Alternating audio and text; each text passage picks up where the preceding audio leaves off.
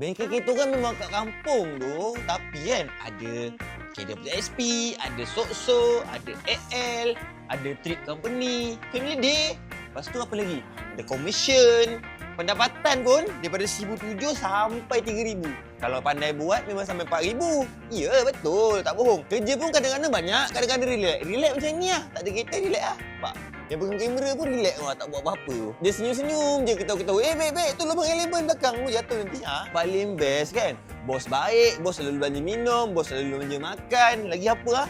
Bos selalu belanja apa? Rokok. Rokok bos selalu belanja juga. Dia letak kat meja kan? Agak-agak ambil. Itu habis. Itu bos pening. Kok tak ada Ilham.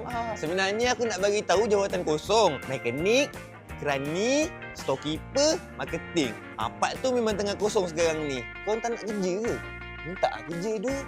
Tu resume tu kau hantar dekat bio detail ada nombor telefon. Hantar kat situ. Kau orang punya resume. Nanti HR tapis. Alah kau tim dengan aku. Agak-agak tu kan. Aku baca kan. Elok-elok sikit kan. Kau adjust lah. Labu handsome. Dapat kerja tu. Hantar resume sekarang.